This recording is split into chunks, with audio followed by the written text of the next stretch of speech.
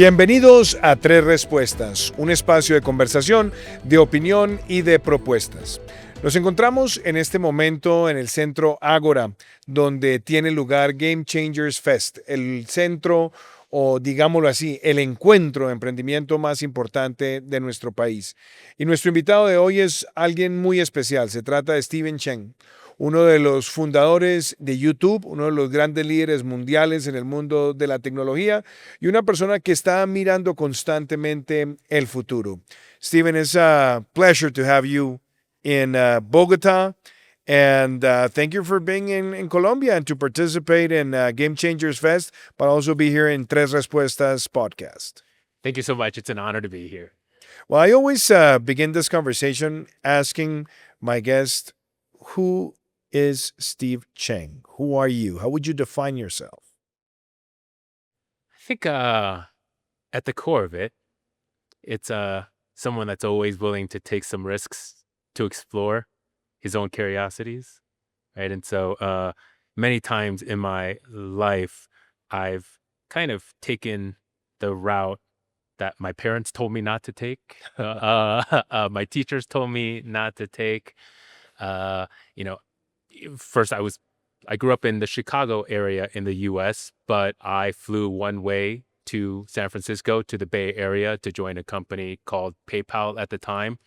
And I just thought there was no other opportunity. This is back in 1999 to go to Silicon Valley. There was no other opportunity. And if I didn't do this now, I wouldn't have that opportunity later.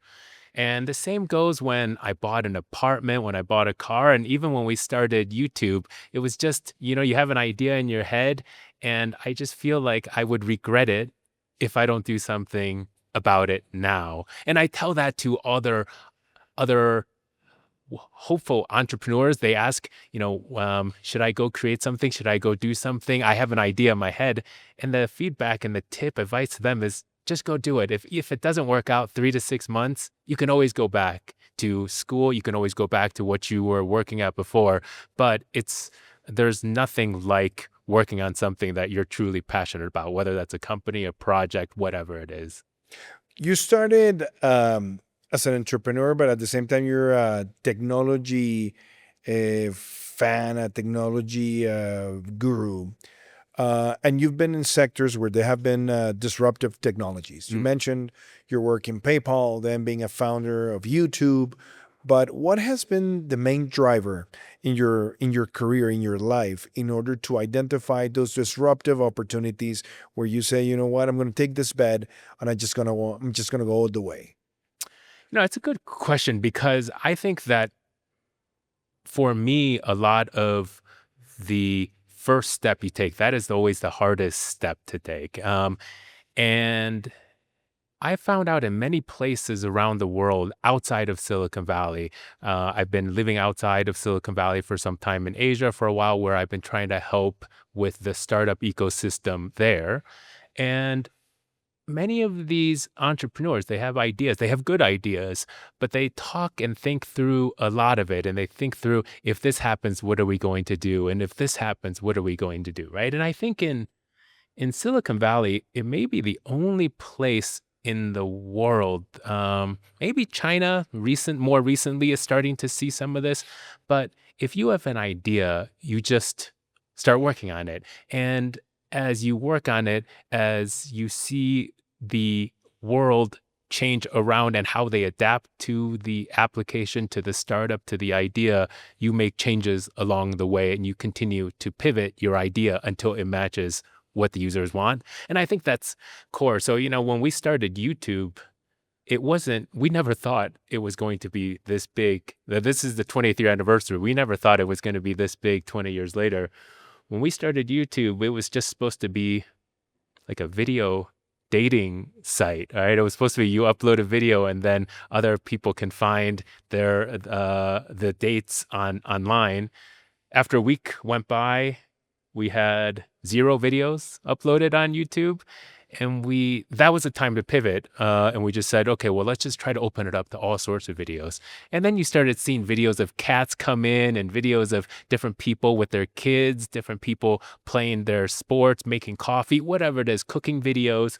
And that's when we started realizing that we should just open up YouTube to be open to everything. But so many stories. If you go look at the startup stories of all the big companies, from even from PayPal or Facebook and many of these other companies, it's more about an idea, starting that idea, and then pivoting along the way as you start seeing how users really adopt and use the platform. I read a book recently called The Founders, Mm, where there's a lot of stories about PayPal and how yeah. many of the founding partners of PayPal became one of the most disruptive innovators in multiple sectors. There's this story behind the ascent of Peter Thiel and then Elon Yeah. being also there. But I think the interesting element about PayPal is how they thought there was gonna be a possibility to change systems of payments, and in fact they disrupted the system. And if I were to connect that experience that you had there also with the experience of YouTube, I would say there was a moment in which both technologies found this great avenue of opportunity that was the rise of smartphones. Mm, mm. How would you maybe refer to that eruption of smartphones, maybe in 2007 when the iPhone came out, and it found this source of information where people could upload any video of any kind, and then democratize content, and at the same time use the smartphone as the mechanism for systems of payment in which those platforms will also be more effective. You think that was like Yeah. a big bang moment? I think that was a huge moment. I think you're exactly right, right? When YouTube started was still a couple years before the iPhone officially launched. I had the honor of being able to meet with Steve Jobs, though, when Apple called and they said, we have this device, the iPhone Generation 1, and they showed us the smartphone, the iPhone device, but they told YouTube that we're going to have all the apps. This is before the App Store was open, so anybody can develop their own apps. When the iPhone originally launched, it was just apps created by Apple. And every app that came bundled with that iPhone, they were internal apps developed within Apple. But there was one third-party app on that iPhone in the first generation, and that was YouTube. And they thought that YouTube was a great demonstration of the capabilities of what a smartphone can do. Now inside your pocket, what you used to have to do with a camera, go take a video camera, then plug it back to your computer, then to do all the video editing, then to go through the website to do upload. Now with the iPhone, you can, anywhere you go, you can turn it on, press the record button, and start uploading a video onto YouTube. And anywhere you go, if you have 5 minutes, you have 30 minutes, you have an hour, anywhere you go, you can actually you can take a device out of your pocket and start watching full streaming video and audio, right? And I think for them, that was of course, the phone is good, a calendar is good, email is good, but I think to be able to have a device that can watch and be entertainment, be able to create content for the world to see, that was a really good demonstration of what the smartphone generation was going to be able to bring to the world. Did you ever imagine that just at the same time where you were launching YouTube, there was going to be also this massive movement of social media where Facebook, then Twitter, then Instagram, then all these other elements of human interaction were going to be so interconnected with YouTube? Did you foresee that? Or that was also something that you found in the process and then you said to yourself, well, this is going to be an enhancer of the capability and maybe this is going to be a trigger so that much people will have access to the platform? No, I mean, as I was mentioning, right? I mean, this is the 20th year anniversary for YouTube, and for example, last year I gave a talk at my kids' school, and all of the classmates from all 12 classmates of his, they all raised their hand about what they want to be when they grow up, and they all want to be a YouTuber when they grow up. And you know, I still remember even when I had my own kids, and I think they were 3 years old at the time, and they were already watching YouTube all the time. And I remember this always when I told my older son, do you know who made this app? Right. And he looked at me. He didn't know. And I said, Daddy made YouTube.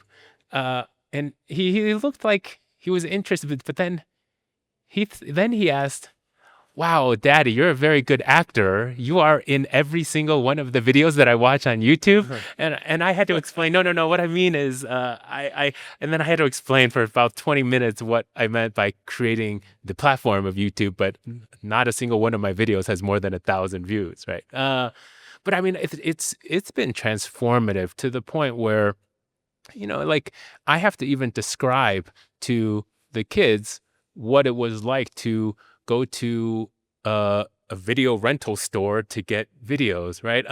To now you're streaming pretty much everything from music. You're streaming TV with YouTube TV. You're streaming user-generated content. Plus, if it's, I think the best part about YouTube is still that I mean, we often say it, but it is that democratization of content creators. It really comes down to, if you are a talented content creator, you have what it takes to become popular on YouTube. And before YouTube, you kind of had to, have the right connections to make the right calls. But I think with YouTube, it really allows anybody with a smartphone to be able to take videos and become a star if they have the talent and the creativity to do it.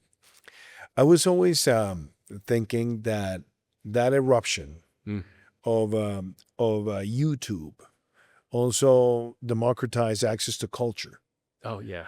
Because obviously you have the access to all this creation of content, but you've also massified classes on history, you've massified movies, you've massified conferences that were giving in very exclusive places, and now they're at the hand of anybody. Yeah. And I think that was an amazing contribution.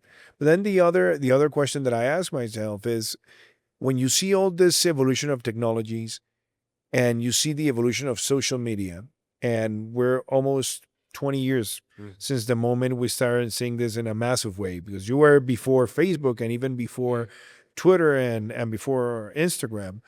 But if you were to judge what has occurred since the moment this revolution started, how would you rate? Has it been more positive, or has it brought more challenges to the kind of societies we live? And maybe especially in the way people decide, analyze. Do you think this has been something for the good so far?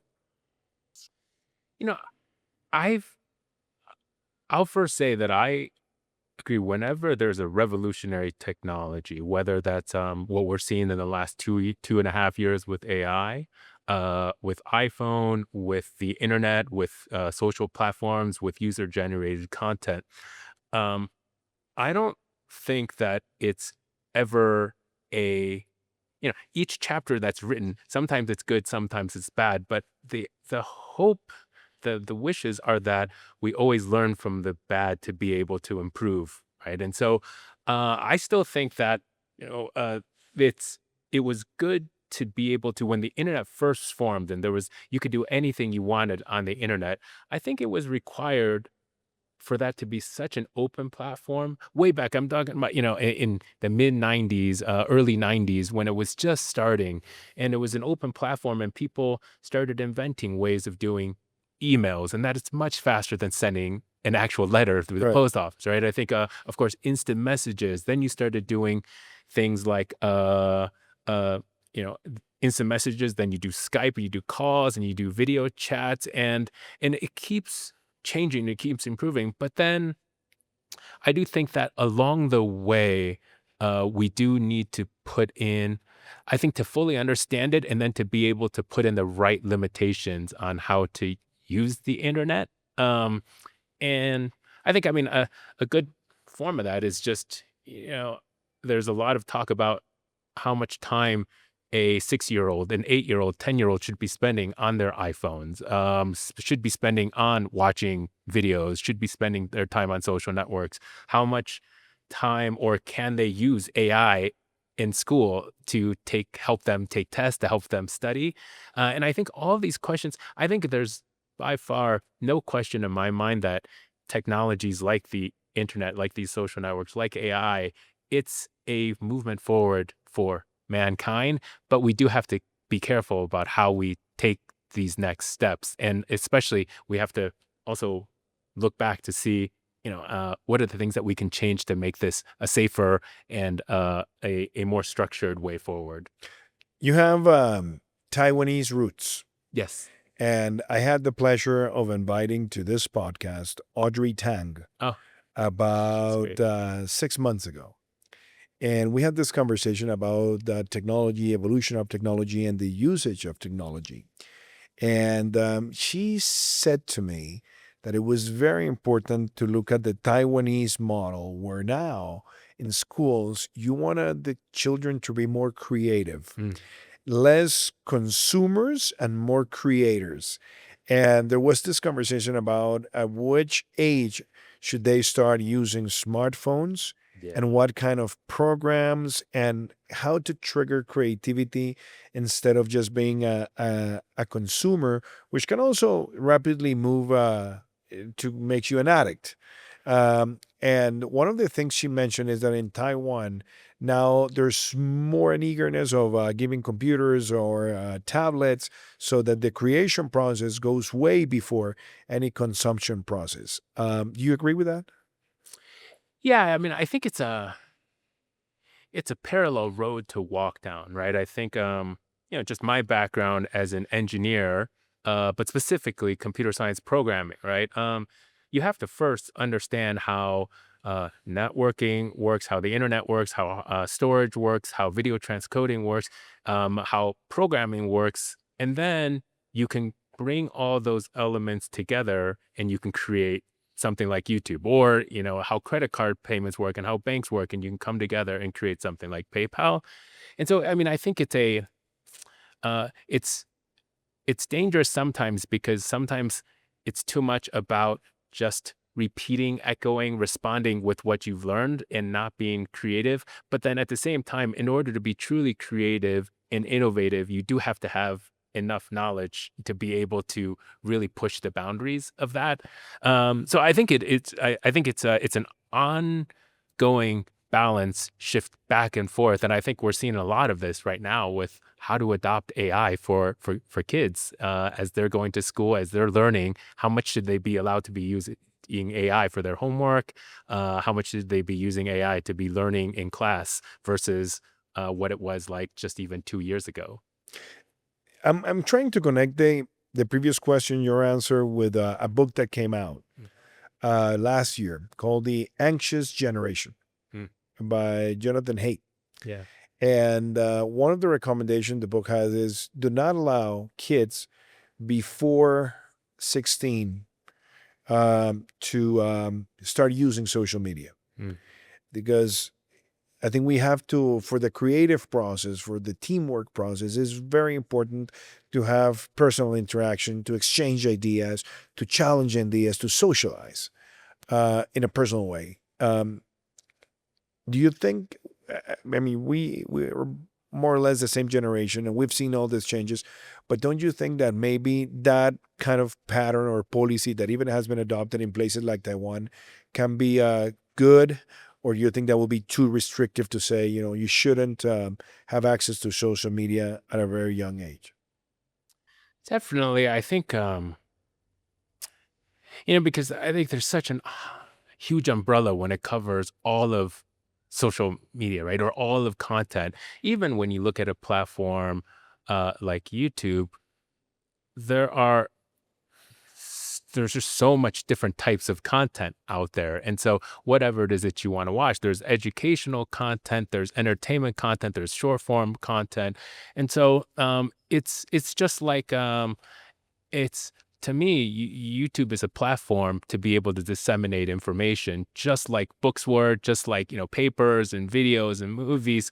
And so there's so many genres of different types, and it depends on what you want to use that technology for, that platform for. But I think when it certainly comes to my own kids, I can't speak for everyone, right? But I think certainly for my own kids, I want to limit the amount of time that they spend on their smartphone, right? I mean, like a huge part of it is just being able to have the attention to watch through an entire 2-hour movie these days. It's so hard to be able to sit down to watch an entire movie as a family because most of the content that they're watching Right. is usually 1/100th the length. And so I think it's, to me, we're a little bit more flexible as a family, but it's one thing to be able to use the platform to watch this as entertainment, but do know that it's also it's also important to look at the other factors, because it's too easy to be able to just keep watching this content and then 8 hours go by and you have no idea how that happened. When you look backwards on your life and you see that you've created or helped create it, participate there, figured on the architecture of a platform that has thousands, millions of people connected. When you've participated in the disruption of systems of payments and you also look at your achievements, what do you think is going to be your next challenge in terms of where would you like to put your energy now in terms of also disrupting something for the good of humanity? And how much AI is in that line of thinking? When we sold YouTube, I think I was around 28 years old, 29 years old Man, around that that must time. that must have been a very interesting moment, huh? It was a balance of two things. Of course, there's the joy of achieving something like that, of being able to be part of Google, and then being able to even accelerate the growth of and the adoption of YouTube more to more countries. We weren't international at the time, to be able to translate the site and service to really open it up to the rest of the world.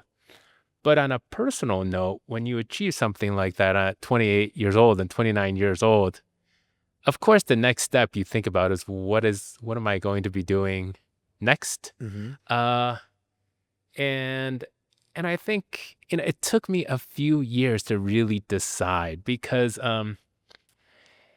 to be realistic, I never thought that I was going to be able to create anything bigger than YouTube, right? And so It's difficult. it's almost impossible. Yeah, yeah. I don't think I could ever. I mean, I'll admit that. But I kind of realized back when when I first joined PayPal, or when I first joined YouTube, it was really still for.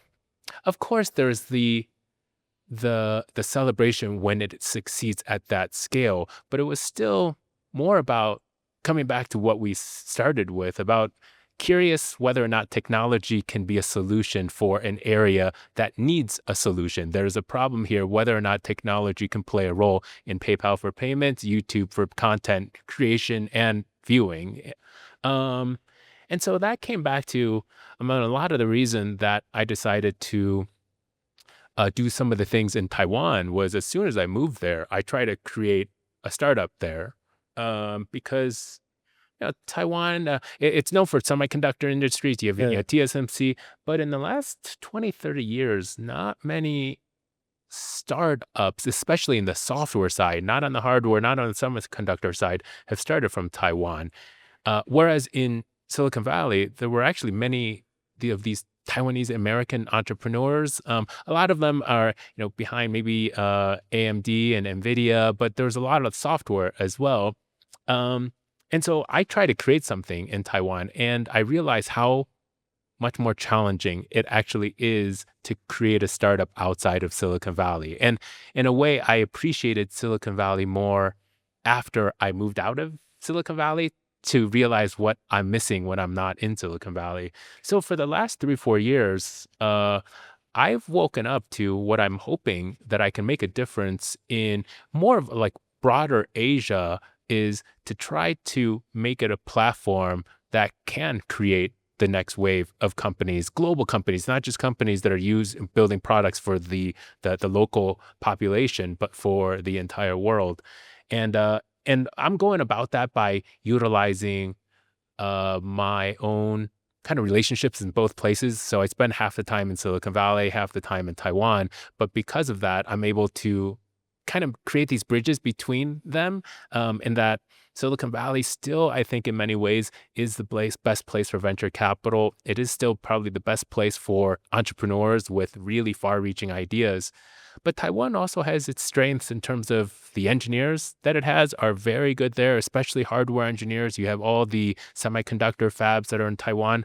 So I've grown very interested to see if there are ways to be able to build this bridge that takes advantage of the positives on both sides to be able to create more efficiently, more effectively a global startup utilizing resources from both sides. Listening to you, I'm thinking on the ecosystem. Yes. You've mentioned a lot Silicon Valley. Now you mentioned your interest in Asia, but we're now in Latin America. You're here in Bogota. You're going to give us insights, visions about the future of technology, but also based on your experience.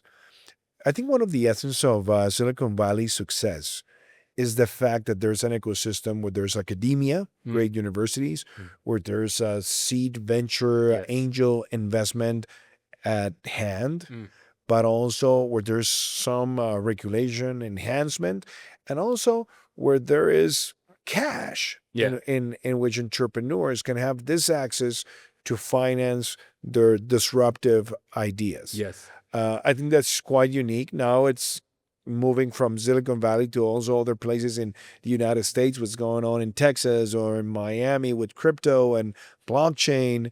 But I think in the case of Asia, that's also part of the strategy. But what kind of region like Latin America that has improved the quality of its engineers, that has created more venture capital funds, that has much better universities that we had 20 years ago, but still missing the correct recipe for the ecosystem. What do you think Latin America should follow from the experience of Silicon Valley and from the experience of what you have been building in Asia for the last decade in order for us not to lose the race of the AI revolution? No, I mean, and I would by no means consider myself to be, a deeply knowledge expert in Latin America in this domain, right? But I do think that what I've been pushing the government of Taiwan, as well as the entrepreneurs in Taiwan, applies to other places as well. I think that it is very difficult for like an island like Taiwan to be able to recreate all those things that you mentioned about Silicon Valley. You have the early stage investing, you have angel investors, you have a lot of advisors, experienced advisors that have gone through this for the last 20, 30 years, VCs, late stage VCs, you have the capital markets to be able to go public in the stock market, and you have a lot of entrepreneurs and ideas. It's hard to be able to create inside a vacuum all of that from scratch. So what I've been telling the government and advising the entrepreneurs is that they shouldn't be, it's not, it's not bad to be able to build more bridges so that more of the talented entrepreneurs, the ambitious entrepreneurs in these areas, they have an opportunity to go to Silicon Valley, to be there for 6 months, 9 months at a time, to really be able to go to the coffee shops and talk to other entrepreneurs and see what it's really like there. And I think that there's no need to worry that you're losing your best talent to Silicon Valley, because ultimately, and what I've seen happen over and over, is that after 3, 4, 5 years, after they've been out there for a while, they always still would like to do something back home. And so I think that it's a matter of a chapter that needs to be written before all the startups, all the ecosystem just comes out of everywhere. The seeds need to be planted for the right people to get that experience. And that best experience comes from, I think, being in the heart of Silicon Valley. One of the maybe the cornerstone of that ecosystem is education. Yes. And I've always asked myself, if the education system it's really up to the modern challenges, or is it still very antique in the way or maybe old school in the way they nurture capabilities, skills, and knowledge for the new generations to catch up and be successful with all these trends that are transforming society. Taiwan has done a tremendous transformation of the education system.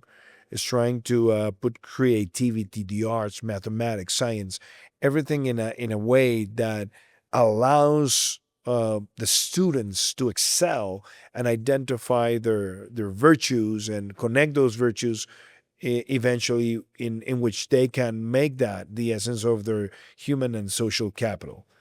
But what's your assessment about the education system in general, and maybe in Silicon Valley, vis-a-vis Asia, and maybe the global South, in order to keep on opening the spectrum to new people to be disruptors and to lead specific sectors through the usage of technology?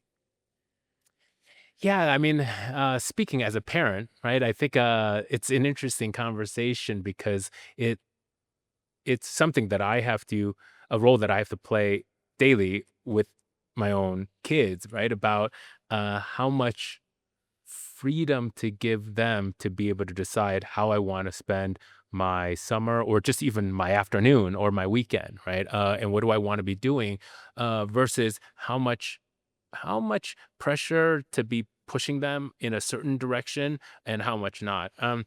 Personally, I think that it's up to me to be able to uh, show to the younger generation what is possible out there. So for me personally, again, I force the kids, whether it's a sport, right? Whether it's playing tennis, whether it's playing golf, whether it's playing basketball, I forced them to do it for at least 6 months, and then and they can have the teachers. They can at least they can shoot the basketball properly, and then it's up to them to decide whether or not they want to do it.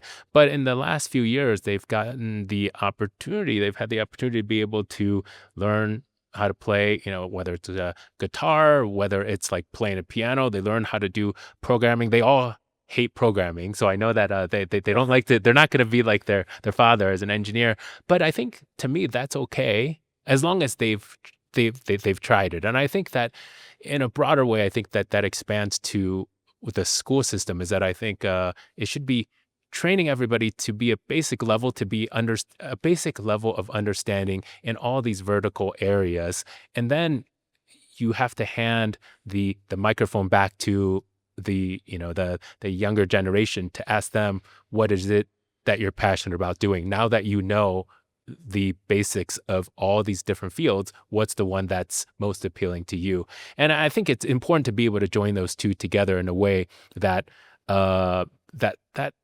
makes the child passionate about what they're waking up to do every day and not something that's kind of forced down upon them. Steve, I know we're running out of time. You're giving me so much information, so many good answers. Three personal things that I want to ask. Yes. One, what are the principles that guide you every day as a technology guru, but also as an entrepreneur and as a human being? Which are those elements that you consider? These are my rules that I've gathered through time, and that I want to maybe work every day in order to achieve perfection. I think from that, this is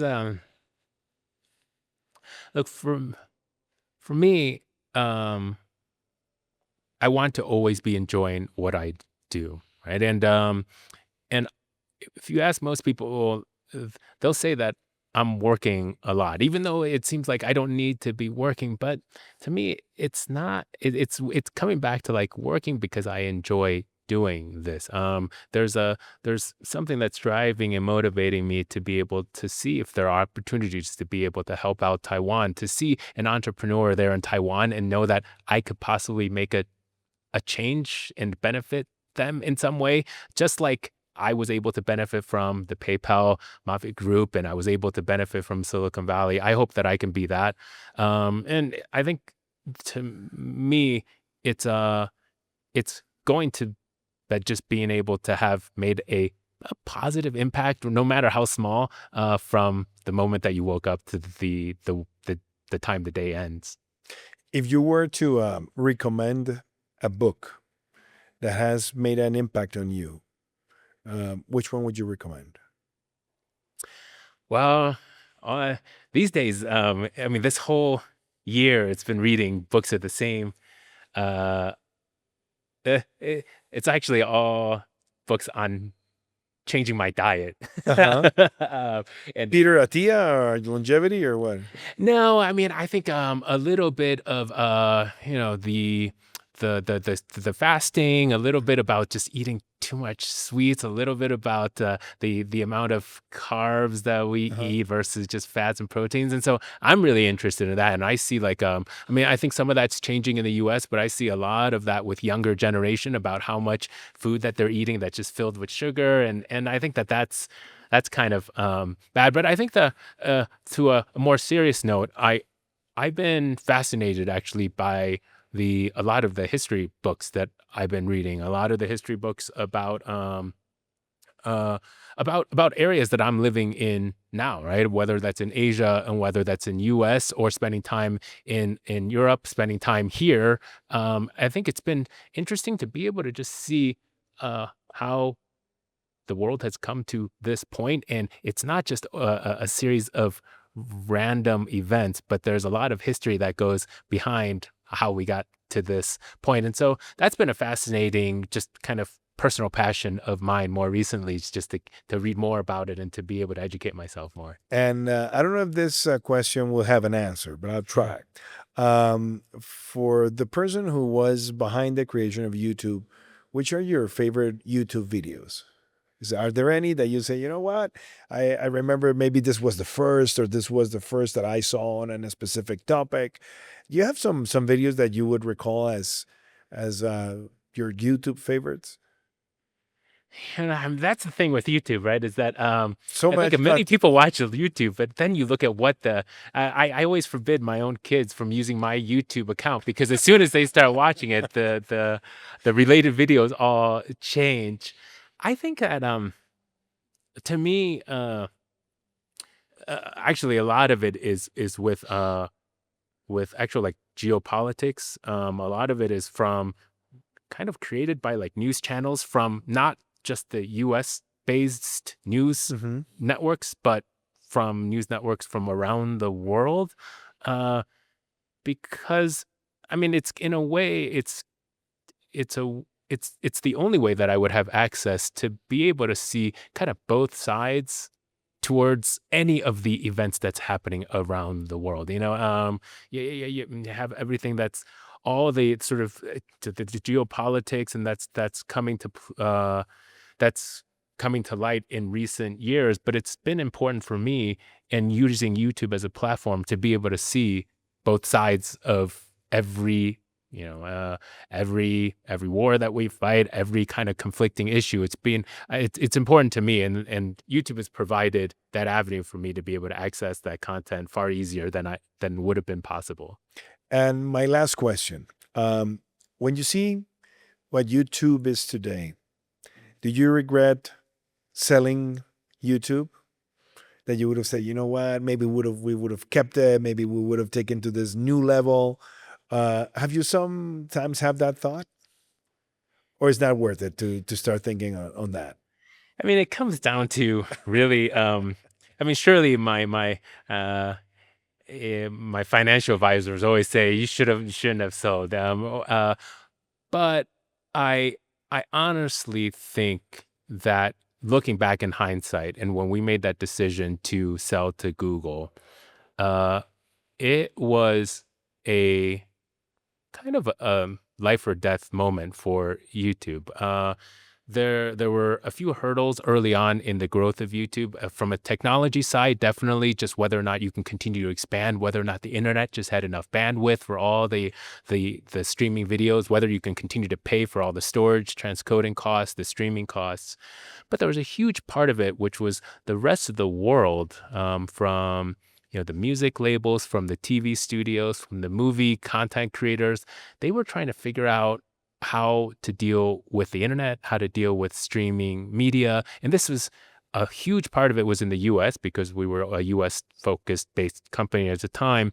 But we already saw that over 50% of the traffic was coming from outside of the US and 50% of the content was getting created outside the US. So then you had to figure out, you have to come to Colombia, you have to go to places like Japan, you have to work with all the music, movie, entertainment, government, politics, law, the legal side of Right. copyrighted content. And that part really, I think, it would have not been possible for YouTube to survive to this day without being under The the bus. guide of Google. And I think that another thing is like no regret that we ended up choosing Google back then. I think like even today, you don't see when you're using YouTube, I don't even think you see anything about Google. They're not, Right. they have maintained the promise that they promised like 18 years ago when they made that acquisition. We're going to keep YouTube separate offices, separate teams, and you guys decide what the priorities are for the YouTube,